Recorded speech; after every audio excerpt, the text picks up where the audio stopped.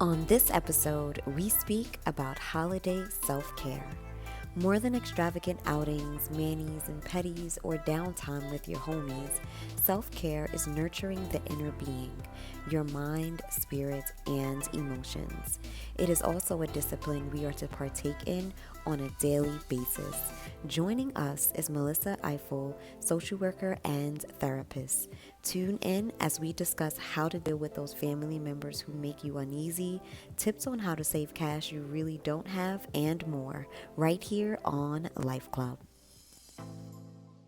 I'm Tashima Jones. Welcome to LifeClub.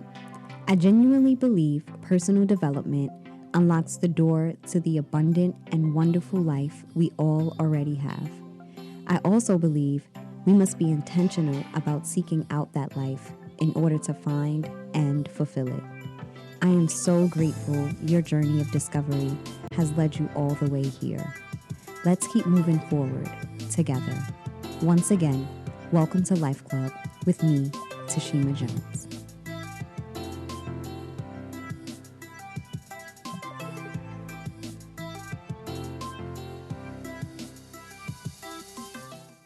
I just had to let that play all the way out. Welcome. Thank you so much for tuning in to Life Club with me, Tashima Jones. You could have been anywhere else in the world, but you are here with me, and for that, I am truly grateful. As mentioned, I'm super excited about today's topic. We are speaking about how to care for yourself this holiday season. With all of the gift giving and eating of yummy food, it is vital for us to be mindful of our mental and emotional bodies. Joining us today is a friend to the room, Miss Mellisa Ifill. I got that right.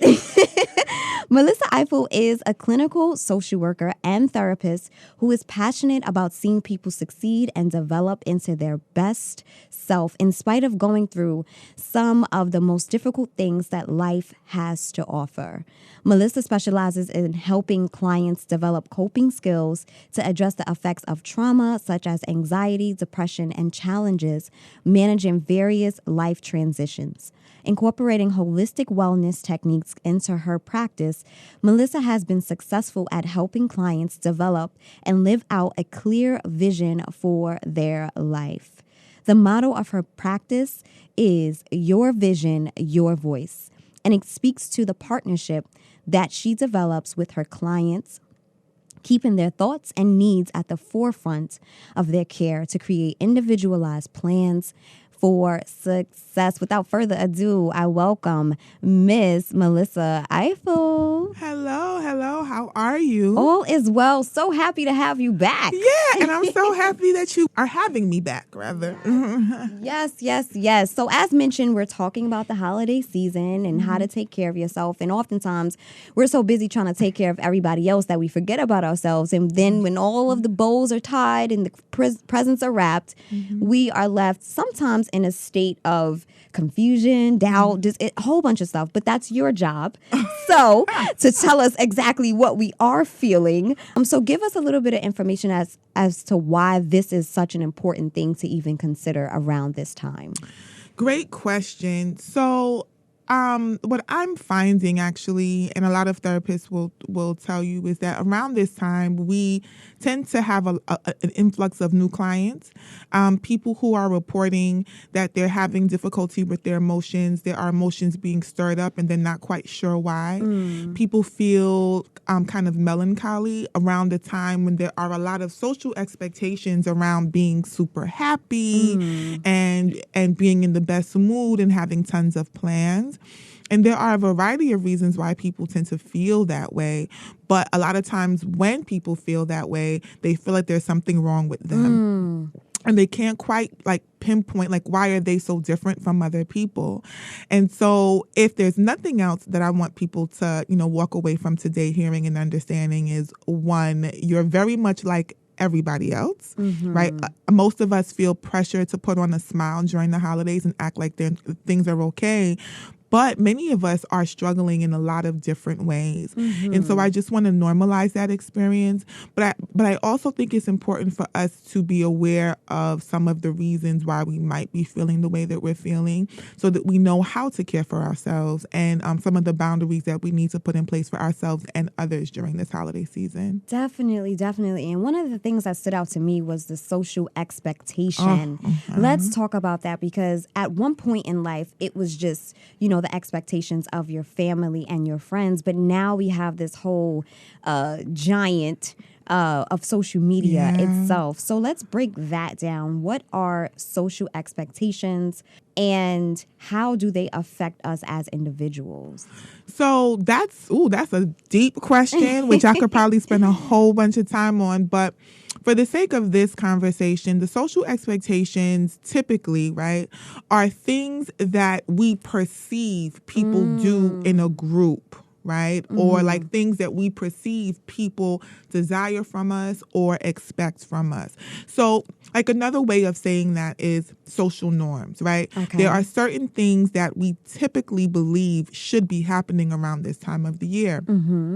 You should have a family to spend time with. You should have money to purchase gifts. You should have big, extravagant dinners. You should be happy. You should be grateful, right? We have a whole day labeled Thanksgiving, which is problematic, but we won't talk about that in and of itself today. But there's this idea that magically, come October, November, your spirit, your mind, your whole life history is supposed to shift. And all of a sudden, the people who you didn't like yesterday, you're supposed to want to spend tons and tons of time with and be extremely happy about it. And so there are a lot of, social norms around family, around money, around joy that would lead us to believe that if you deviate from that and if your life experience is different, that you either need to fake it during this time of the year or that there's something wrong with you. That was so, perfect. Oh. First of all, I feel like what you did with that is the perception of a thing, because oftentimes it's not the reality that we're existing in, it's just the perception of that. So that was like a gem and a jewel in itself. And then you mentioned the relationships that we currently have and how overnight or because of a calendar day, those things are supposed to shift, because I feel like that tends to reveal the true nature of the relationship that you have with people. And then the shoulds. And I feel it's often kind of like Friday, and I love this conversation because we can apply this to our everyday lives. 100%. Because the social or cultural norm is that when Friday comes, I'm supposed to have something to do. I'm supposed to go out. I'm supposed to have a boo or a bae to spend this day with. Yes. And even myself, it's like, girl, bye, like you good. You know what I mean? I catch myself falling into that perception of how my life should be based on the lives of the people that I know or just culture and society in general. So that was like just really, really amazing how you just broke that down when it comes to social norms. And that perception was so vital and so important, because oftentimes it's what we think other people are thinking. Yes. It's not even like half the time people probably not even thinking about you. No, they're not. Or they're thinking the same exact thing you are. I don't really want to go there. I really don't want to do that. Right. But it's interesting, and I love this is why I just love talking to you, because you just kind of bring things full circle for me. That analogy of Friday is 100% true, because look what happens on a Friday. There's tons of memes. Friday, Sunday fun day. It's a great weekend. And meanwhile, some people work on Friday, Saturday, Sunday, Monday, Tuesday, Wednesday, Thursday. So like Friday really doesn't mean much. Or financially, you might not be able to do anything. Or your idea of a good time is legitimately in the house, right? But then now you have all these messages around the fact that like you need to be doing something different, and you need to probably be something different, right? Because now it's time to pop a bottle, get dressed up, look like you have things that you don't. And so the holidays tend to be something similar, except we don't get a reprieve, right? Now what we see is, I remember growing up, And, Christmas started after Thanksgiving, right? Thanksgiving started really the second week in November. So you really got like a week or two of excitement around the holiday, right? Before Thanksgiving. And then, so like maybe in total, it was about a month and a half. This is like my recollection of growing up. Okay. I don't remember Christmas starting in September. Right? It's like as soon as school is in session and you're going to buy school supplies, they have Christmas things up. And so for me, I find that for my clients, we're having conversations earlier and earlier about the holidays because just seeing, Christmas decorations or Thanksgiving decorations reminds them subconsciously sometimes about all of the expectations around this time of the year, right? So like now I need to start making plans to go home. And what is home? Right? What is home? Last time I was here, we talked about trauma, right? And we focused a lot about specific types of traumatic events, but what we know is that there's complex trauma. So not everybody's family feels good. Like even if mommy didn't beat you or like daddy was present, your family environment might not feel good. It might not feel welcoming. It might not feel like home, even if it's just because the way that you grew up, right? Maybe things were tough financially. Maybe Christmas wasn't a good time when you grew up. And so home isn't a place for you. Home may be where you actually live. And so the expectations around shifting that just because of a specific date can be challenging for people. Definitely. Dig a little deeper into what complex trauma is. Okay. So when we talk about trauma, typically we are talking about sexual abuse, physical abuse, neglect, abandonment, right? So like really concrete, heavy things that we all typically would expect would like impact someone, right? Okay. Complex trauma is having a lot of different types of life events that impact you, right? And they impact the way that you function and the way that you view the world, so that now you your perception of safety has shifted because of the life event. What we know about trauma is that trauma isn't necessarily defined by a specific type of event. It's defined by an event that is now shifting you. It is changing your perception of safety and security, right? So food insecurity, right? Community violence. A parent who yelled a lot. We know the excessive physical discipline, right? Not living with your primary parent. So whether you had someone who went to jail in your family who was a primary caregiver, you had somebody who passed away, or you had a parent who just had to go let you stay with grandma for a period of time, right? For them to be able to work and to function. Depending on how you took those things in emotionally and dealt with those things, and like several other like intervening factors, will determine if, that event was traumatic for you.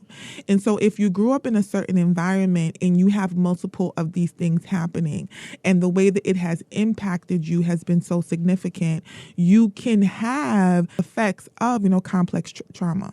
And I'm so happy you mentioned that because a lot of us have experienced trauma and we don't know it. Oh, for sure. And I think, again, I always say when you know a thing, when you know the definition of a thing, you are better equipped to handle that, to manage it. So oftentimes it's not necessarily the event. Well, trauma itself is not necessarily the event. It's how the event affected you. Yes. And a lot of us don't necessarily seek help or try to get past this because we don't consider what we experience as traumatic.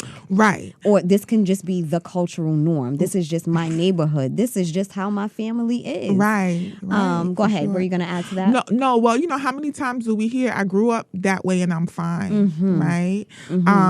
And so whether or not you want to label it as trauma, I think one of the things that I always work with my clients on, and this is why I love your, format and like your show so much as well, is because it gives people the opportunity to understand what is affecting you. So like, even if you don't want to call it a traumatic event, right? Because that feels somehow like you're betraying someone that you love, and you feel like you're judging them for doing the best that they could, because a lot of times that's what we struggle with. So even if you don't want to call it trauma, what is affecting you? Yes. Right? And how are you showing up in the world? And is the way that you show up in the world and the things that impact you in your world, creating an environment that's comfortable, that's peaceful, like you talked about earlier? Or do you find yourself in places and situations that don't serve where you want to be in life and who you want to be in life? And so that's when we start to talk about the impact of experiences, whether you want to label it as trauma or not. That's good stuff. Oh, I just need to take a deep breath on that one. It's so good. Again, it's so important, so vital for us to be tuned into how things make us feel. And I'm not even talking about like happy, sad. I'm talking about what it does to that inner self, the core of who you are. And the more you become aware of that self, the better you become as a person, because you can know the triggers. You can understand, well, Thanksgiving is coming up and around this time, such and such happens. So I can, instead of preparing that dinner, prepare yourself mentally, prepare yourself emotionally for that aunt or for that uncle or for that grandparent or for that parent as to what they're going to say. One of the things that I recognize is that just like every year, there's always January, February, March, April, May, June, July. Like, we know those things. So emotionally and mentally, you are in a position to prepare yourself when you know the traumatic experiences that you've gone through and when you know the things that trigger you for those things. And just going back to the holidays, you mentioned social expectations, and then you also mentioned having to take on this responsibility financially for the people that we love. Speak a little bit about that, and even, financial insecurity itself. Ooh. So we know that in many of our communities, just because of the discrepancies with regards to pay, right, and the discrepancy with regards to education and certain other socioeconomic and social political factors, that sometimes we're living paycheck to paycheck, right? And so you have a lot of stores that I've noticed began doing certain things again, like they started doing layaway again, like at Walmart. You can start your layaway as soon as August, I think, right, for December. JCPenney, I think, does it too. There are a few stores that do layaway as well. But I like the analogy of summer, because when summer turns to winter, we know it's time to start pulling out the sweaters, right? And then when, winter turns to summer, we know what clothes to put on. We have to start thinking about shifts in time periods, right? The same way. So I'm not going to wear a sweater in like 100-degree weather unless I absolutely have to, right? But then I'm going to be real hot and sweaty, and I might want to pass out. Taking on a financial burden around this time of the year is the same way. That's good. If you're racking up too much credit card debt, if you want to purchase your children things that you know you can't afford, or, I mean, quite frankly, a lot of people I've seen, grew up with, what you do is you overextend yourself, right? Come November, December. And you're waiting for your tax return in January, because the idea is that that's going to pull you out, right? So then you're always perpetually behind or just existing. Maybe think about doing things a little bit different this year, right? What are some experiences that you can create? Oftentimes, if we take the opportunity to discuss things with the people that we love, especially our children, they might want things, but we tend to think that it's too early to have conversations about the realities of life, and it's never too early. So what can we create as a family that's special, that, might not put us in a financial bind, that like won't make mommy and daddy too stressed out, so that we can have a very special type of holiday? And it might involve like 1 or 2 gifts, but not things that will make us feel more stressed, right, during the year, or, or make us feel like now we have other bills that we're not paying. Now our rent is not paid. And we want to make sure that we're being honest with ourselves and our children, so that we can have the peace. Like the peace that you talked about earlier was like such a good fit, because oftentimes we give that up, right, for these social norms and perceptions. Definitely. And the thing when it comes to, financial security, especially with children, you are teaching your children how to steward their finances from a very early age. And around this season of gift giving, it's the perfect time of year to teach them about how to manage their finances. And when we look at the country in which we live in, it's really based on credit. 100%. Like, you have to understand that we don't have to, but oftentimes we model the society in which we live in, and that happens in our finances. That's why you see so many signs for put this on layaway or credit, because everybody is really spending out of this place of debt anyway. Yes, this place of debt is a place of lack. Right? It's something that I feel I don't have that I want, so then I'm going to spend what I don't have to get it, right?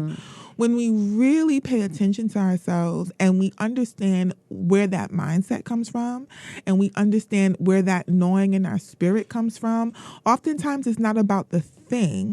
It's about self-esteem and self-worth, right? And so when we're talking about, past trauma history, when we're talking about the way that we view ourselves in our environment, and mind you, this is not from a place of judgment, because I do understand that we want to create special opportunities. But one of the ways that we can create special opportunities is to teach ourselves, right, that we're worthy and worth it, and that we can create special moments by our presence, right? Like our physical being alone, and not necessarily what we have to give in a material sense. That is, oh my goodness, I'm so happy you're here. Because that's freedom.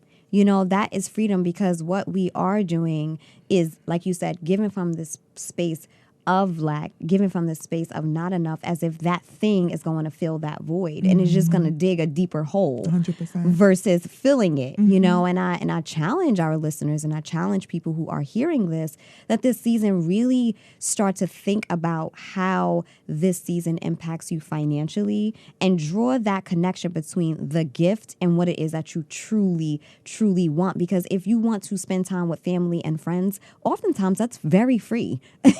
100%. That's very free. So that is so important, super, super vital for us to really acknowledge that. How do we spend? Where are we spending from? What emotions are we spending from? What mindset are we spending from? Because when you make that connection, you not only reap the reward of having more money, but you also have a greater peace, and knowing that this is coming from my heart, regardless of how much it cost. So we talked about social expectation. We talked about our finances. Now, this season tends to bring up, things that may have happened in the past that may be disconnected from the society, or disconnected from our finances. How do we deal with the things that we have experienced so that we can maneuver through these spaces of the season? For example, I lost my mom when I was 14 years old. So Mother's Day for a while was a difficult holiday to get through. And then Christmas, and you think about all of these other milestones that you go through in life in general, whether it was having my son or graduating from college, things of that nature. How do we, make peace with that event that happened and where we are today? Because a lot of times we're just reliving the trauma and not really moving through the trauma. Oh, that's a deep question. Okay. So the first thing is that wellness is a forever journey. It's a forever journey, right? Your connection with yourself and understanding yourself really should be happening 365 days a year, 24 hours a day, 7 days a week. And a lot of times in the beginning, people are like, this is a lot of work. This is a lot of work. I don't want to be doing this all the time. But the reason why it feels like a lot of work, and the reason why we feel a traumatic response to anything, right, whether it's a person, a situation, a time of the year, is because there are emotions that you're not dealing with. There are embedded emotions that you're not connected to, that you haven't labeled, and that come up in your body, right? So we know that our feelings generate certain chemical reactions physically, and we know that we feel those things in our body. And because those things are uncomfortable, we have all of these subconscious, like automatic coping skills that we do to push and stuff feelings away until we can't do it anymore. And so when you have the holidays come up, right, or you have milestone events, those situations themselves tend to be very intense, and there tend to be so much information and messaging around them that like now you can't stuff the emotion because you're kind of faced with it at different levels, and so it hits you in a different kind of way. But that feeling is always there, right? Like that loss is always there, that experience is always there. But what happens is when you're engaging with it in a healing way on a consistent basis, when you know yourself, when you understand yourself, and you know your triggers, you know what you tend to do when you feel that thing, you know what that thing is, then when it comes, you have a plan, right? And if you do that often enough, when it comes, it doesn't even shock you, right? It's just like, oh, I miss my mom today. Right? And so what do I do when I miss my mom? I need about an hour of silence and then I'm good, right? Or like I know that I can remember her. Or I have a ritual that I do every single day that helps me to remember her. And so when I feel I miss her, it doesn't feel like it's a shock to me because I deal with it on a constant basis, right? My mother passed away in 2004. I cried myself to sleep every single night for 2 years. I tell people that all the time, for 2 years. And it was because what happened was when she passed away, I couldn't really deal with it emotionally, too tough. And so I would stuff it during the day just to be able to get through the day. So at night, it would hit me every single night. And it wasn't until I began doing my own grief work 2 whole years later, right, that I was able to manage. It hurts, right? She's not here with me physically. She's transitioned into a different space. And so, what that means is that I need to do things differently for me, to take care of me, that I used to rely on her for, and grieve that and miss that. And that's okay. Ooh, that's good. Okay. Because I'm that's so good. You gotta feel all the feelings all the time. Yes. Yeah. And I'm so glad that you said that. Like this wellness journey, it's a journey. It's a journey. So a lot of times, like you said, that feeling is always there. It's dormant unless you deal with it. And the triggers are just giving them life. You're just waking them up. That's it. If you were just tuning in, this is Life Club with me, Tashima Jones. And we have, once again, a friend to the room, Miss Mellisa Ifill, clinical social worker and therapist, speaking about how to care for ourselves during this holiday season. So we got into a lot of good stuff. That's just like the best way I can describe it. Some good stuff about how to manage social expectations and the things that we, come to deal with when it comes to our finances. And we wanted to dig a little deeper into how we can prepare ourselves emotionally this holiday season. Mellisa, take it away. So we talked a little bit about planning from the financial perspective, right? And so I want us to think about planning from the emotional perspective as well. So yes, your family and maybe even yourself have tons of expectations for this holiday season, but the reality is this is not your first holiday season, right? And so what have things looked like before? So the first thing to do is to really understand and acknowledge what has it been like before. What are some things that you liked, right, that you did that made you feel the warm and fuzzies or whatever feeling it is that you want to feel? And then what are some things that you did that you did not like? Right. And so what is it about those things that you did not like? Did you feel forced to do them? Were there people that you had to spend time around that you don't particularly care for or that trigger you in some way? Are there wishes and desires that you have for the holiday season that for whatever reason you were not able to fulfill? So taking the time to acknowledge and to be honest with yourself about what has occurred before and the emotions that has brought up in you. So that's really the first step. Right. Good stuff. So relationships are like a big deal around this season, whether they're romantic, just your friends, your relatives. I think one of the most important things and one of the greatest gifts that we can ever give ourselves and another person is mending those broken relationships. And a lot of times we're in the room at the dinner table with the person that we are really not feeling, or knowing that people really aren't feeling you. And I think one of the things that we can do for our emotions is deal with those conversations. Don't just sweep it under the rug and say, okay, I'll see you next year. And it's probably not the greatest time to do it at the dinner table. Well, maybe Or perhaps not. It depends. It might be. But I think, I encourage people to function from a place of being authentic and genuine. Good stuff. Right? Is this a relationship that you want to mend? Because you might not like your mama or daddy. You just might not. And you might be okay with the way things are because you made peace with the fact that to have a different kind of relationship shifts your life a certain type of way. Or it might be something that you want to mend because for whatever reason, you can now see your role in it, right? Like you've taken a personal stock of, what is your part. And you know that there are some things that, you can accept in this other person and that you need to shift with yourself. But whatever your decision is, function from a place of authenticity because sometimes we try to make nice for the holidays and it eats us up a whole lot, right? And so you got to decide how nice you really want to make and be honest with yourself about that. And if you need some support, get some support because you might have to say to your brother, your sister, your cousin or whoever, look, I don't like such and such. So if you see them trying to talk to me, come over there and save me. You might need to have like a holiday buddy, somebody who goes places with you to support you because these are difficult people, places, things, and times. That's good. That's good. And one thing that you said is just be your authentic self. I've learned that not everybody's going to accept your apology and not everybody is going to apologize. That's right. So when you are able to sit with yourself and be transparent with yourself and make peace within yourself before you make peace with anybody else, that's the best space that you can find yourself in so that you can show up to the family function and be okay.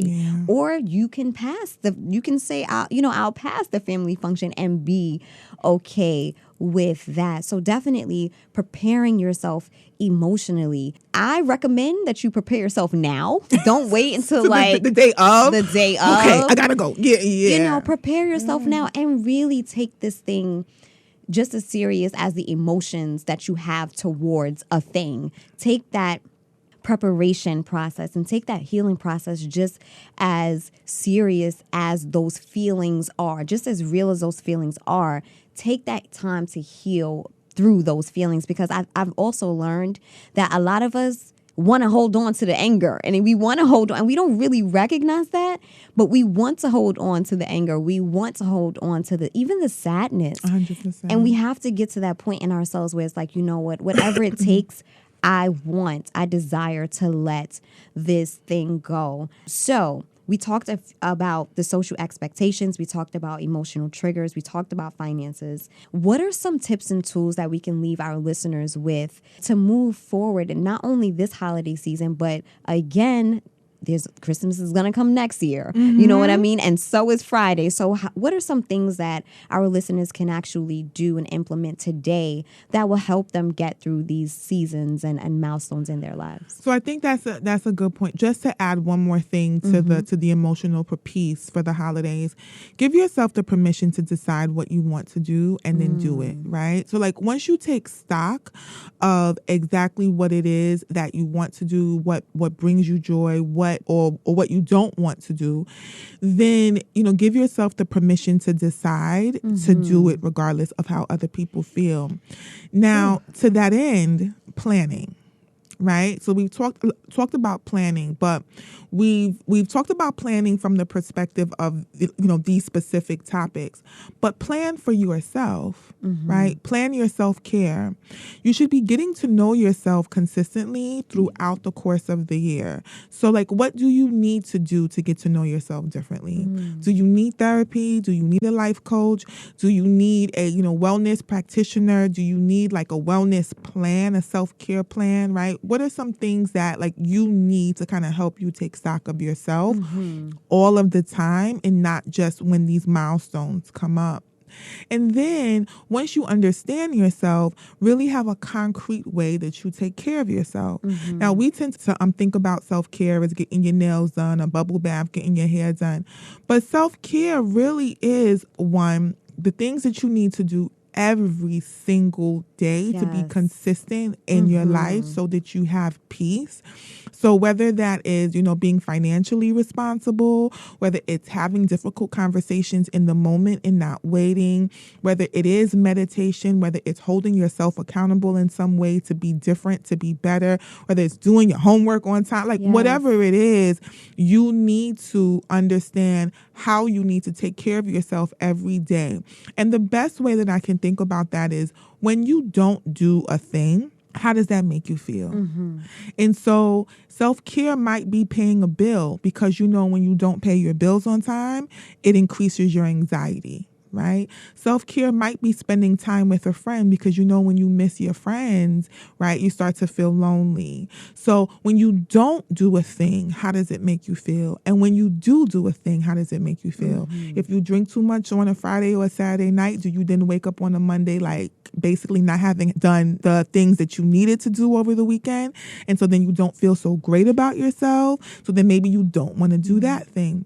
When you pay attention to yourself, then you'll understand the context of your behaviors, and you can engage in a self-care plan that is helpful for you all the time, not just during the holidays. That, oh my goodness, is beautiful. First of all, I'm so happy that you mentioned the true nature of self-care. It is to literally take care of yourself on the inside. And I'm happy that we are, there's this wave of hashtag self-care. I'm happy that it is a thing. It's a conversation that we're having, but we cannot forget the true self that we need to take care of. Yeah, you about to send me on a whole nother road here because we tend not to take care of ourselves when we don't love ourselves, right? So if you're not taking care of yourself, then you really need to figure out if you love yourself.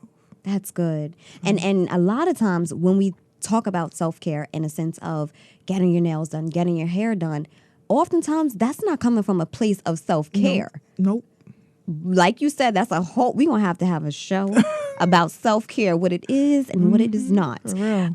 And how to effectively do it. Okay, you coming back. But it's so true. So I'm so happy that you made that very vital, very important point, is that self-care is literally taking care of that inner being. It's taking care of the mental self, the emotional self, the spiritual self, and yes, the financial self.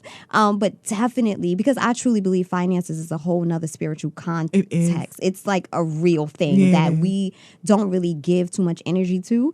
But perhaps we'll talk about that on LifeClub soon. So yeah, you know what? That's like the homework. Yeah. That's the homework. That's the life work. Yeah, that's the life work. Yeah. That is what we need to do moving forward, is paying more attention to how we feel about certain situations, how not doing something impacts us, and how doing a thing impacts us, and start to create that plan. And I recommend that we just see Miss Mellisa Ifill to start that plan. Why not? Oh my goodness, thank you so much for being here. This hour goes by super fast. Thank you so much for having me. And we're gonna have you back. If I might offer, I'm gonna be doing like a question and answer thing video. It's a free video. I just decided to do it this morning. So that people can sign up, they can register, and they can ask me questions. And then I'll be talking about some of these topics. It'll be on Friday. If they go to my Instagram, they could click the link. Perfect. I was actually going to ask you what projects you have coming up and how everybody can stay connected to you. Yeah, absolutely. So Instagram is the best way. Okay. And it's Mellisa Ifill, LCSW. And then my website is just melissaifill.com. Super. This was perfect. Thank you so much for being here. You are always a pleasure to just have in the room. I am so grateful. Yeah, I love talking to you. And I like talking to you. And I am Tashima Jones. You can find me on tashimajones.com.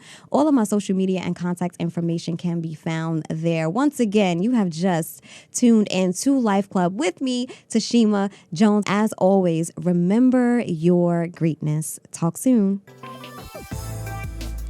I am Tashima Jones, and you've been listening to Life Club. Thank you for tuning in.